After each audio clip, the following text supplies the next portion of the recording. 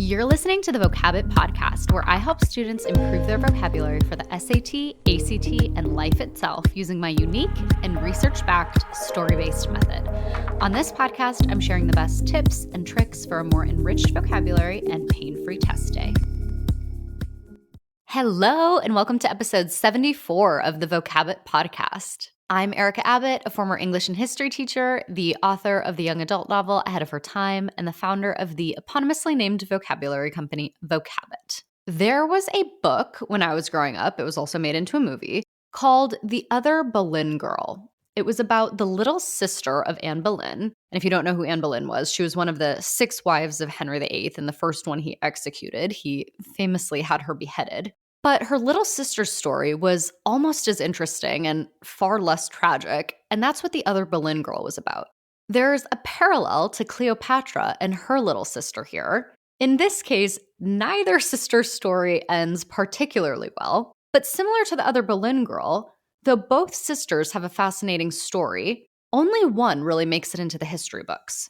We all know Cleopatra, but very few people know Arsinoe. I personally believe that if their ages were reversed, if Arsinoe had been the older sister, we'd all know her name, and it would be Cleopatra who? Both of these girls were fiercely determined to make something of themselves, to rule Egypt, to expand their influence. Cleopatra was just lucky she had a head start. Honestly, Arsinoe might have been even more formidable than Cleopatra. But let's start here. Arsinoe was Cleopatra's half-sister. They had the same dad. We don't know her exact age, but she's about 10 years younger than Cleopatra. Now, during the famous war between Cleopatra and her brother Ptolemy, when they both wanted to be pharaoh, and then Julius Caesar swoops in and sides with Cleopatra, Arsinoe was this little 12-year-old wild card who it's just easier to omit from the story. But she was there, constantly messing with people's plans. Arsinoe sided with Ptolemy, Cleopatra's brother, during the war. And when Caesar invaded, Arsinoe escaped the palace with basically just her eunuch, Ganymedes, who was like her manservant slash best friend slash bodyguard. And they made their way out into the desert where Ptolemy's forces were gathered. They reached the encampment, and she walks in head held high like, I'm obviously the boss now. My brother Ptolemy is being held prisoner by Caesar. I'm the true queen of Egypt, so I'm next in line. And she starts giving the generals instructions, but the main guy, Achilles, is like, sweetie, we've got an army of 20,000 men. We're currently fighting Julius Caesar, and you're like 12. You are literally a little girl. So we're happy to fight in your name, but soldiering is men's work. We're obviously not going to actually listen to you, so please leave us alone, go play with your dolls. And Arsinoe, like all Egyptian royalty, has basically been raised to believe that she's a living god. She's probably never been told to go away in her life. So she's like, all right, Achilles, if you won't listen to me, you're obviously too stupid to live, let alone lead the Egyptian army. So Ganymedes, kill him. And he did. At which point, Arsinoe addressed the rest of the generals and was like, does anyone else think my ideas are stupid? No? All right, let's get to work. So at this point, the war that began as Cleopatra versus Ptolemy, and is remembered as a war between Cleopatra and Ptolemy, effectively became a war between Cleopatra, backed by Caesar, and Arsinoe. Under Arsinoe's command, the Egyptian army came this close to defeating Caesar and Cleopatra. Early on in the fighting, Caesar established a home base in some defensible portion of the city, and Arsinoe was like, oh my, you know this is Egypt, right? You know it barely ever rains here, you moron. Hey guys, why don't we help him with his barricade? And her troops start walling up the area around where Caesar was camped, cutting him off from any fresh water. Caesar's men were so desperate by this point, his own military histories say that, quote, such a terror ensued among the troops that they fancied themselves reduced to the last extremity, end quote.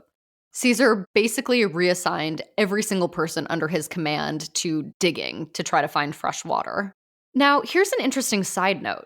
When you read about the Alexandrian Wars and this water fiasco in particular, many sources describe Achilles as having done this, but they're almost universally secondary sources. They came several hundred years later.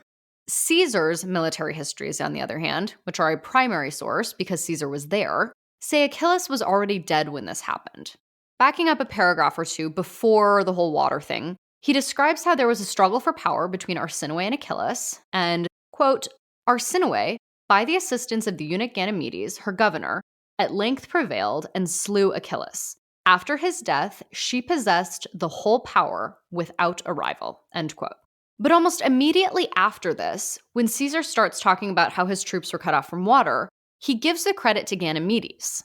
And it might have been Ganymedes' idea, but the custom in ancient times, for better or for worse, is to give credit to the leader. Caesar had a slave who was his BFF in a messed up ancient way, who acted kind of like his consigliere, like Ganymedes was for Arsinoe. But we don't say Caesar's slave conquered Gaul. He's taking credit from Arsinoe in a way that never really happens to him, and secondary sources also tend to omit her from the story. Another time, when Caesar and Arsinoe were fighting, she came so close to capturing him that he literally had to jump into the Mediterranean and swim for his life until he could find a Roman ship. Suetonius, who was basically an ancient gossip columnist, described the scene.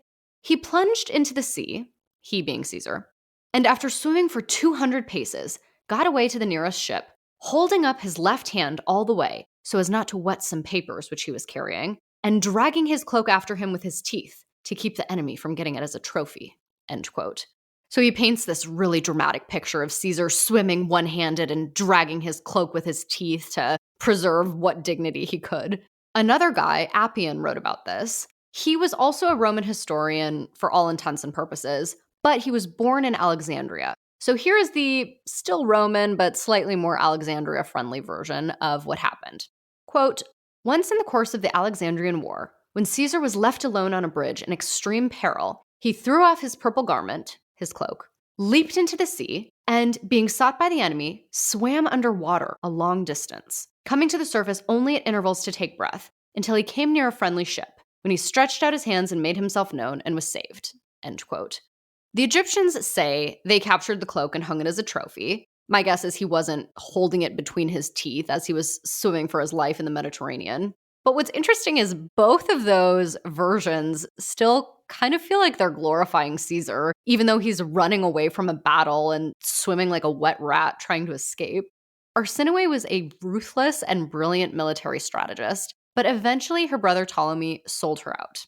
He made a side deal with Caesar and said, all right, pretend to let me go. I'll arrange a meeting with Arsinoe. Then you can capture her and let me go for real. When this meeting happened, Caesar did capture Arsinoe, but he reneged on his promise to Ptolemy, who later died trying to escape. And you might be wondering, all right, where is Cleopatra in all of this? Were there any long suppressed feelings of loyalty towards her siblings that bubbled to the surface now that they were in actual danger/dying? And the answer is no, it doesn't seem like it. The next part's really interesting. Caesar brings Arsinoe back to Rome for his triumph, basically a big parade through the city with all the gold and everything that he's captured. And during a Roman triumph, it was customary to include the leaders of the places that you'd captured on kind of a float in the parade and then publicly execute them. So he's got Arsinoe up on this float. He's parading her through the streets of Rome with the intention of killing her. And even the Romans, who were a notoriously bloodthirsty bunch, were like, Caesar, stop this. You are embarrassing yourself and you're embarrassing us. This is a little girl. We don't want you killing her in the middle of the street. This is so messed up. So, a slave to public opinion, Caesar lets Arsinoe go to spend the rest of her life as a priestess in Ephesus, modern-day Turkey. But Cleopatra never forgets her. At night, Cleopatra lies awake, worrying about what Arsinoe is plotting. So 10 years later, long after Caesar's been assassinated, Cleopatra is talking to her new husband, Mark Antony, and she's like, I don't want to kill Arsinoe, but wouldn't it be nice if she were dead? Honey, you don't mind taking care of that for me, would you? Just add killing my sister to your honeydews. So Antony sends guys to the Temple of Artemis at Ephesus, and they kill Arsinoe, who's now in her early 20s. All of these people are monsters, let's make that clear. But did you even know that Cleopatra had a little sister, let alone one who commanded an army against Julius Caesar and came this close to defeating him? A little girl who was paraded through the streets of Rome and then killed by Cleopatra? If you don't mind a lot of profanity, there is an episode of Drunk History on Comedy Central about Arsinoe that is hilarious. It's only about 10 minutes, and I've probably watched it 10 times. I laugh out loud every time. I must reiterate, tons of profanity, 1,000 swear words in 10 minutes. But if you're okay with that and some PG-13 level vulgarity, I'll link to it in the show notes and the email and everything else for today. It's so funny and tells this story really well. All right, I hope you enjoyed learning about another forgotten woman from history while also sneakily adding some new vocabulary words to your lexicon. I'll be back with another forgotten woman on Thursday.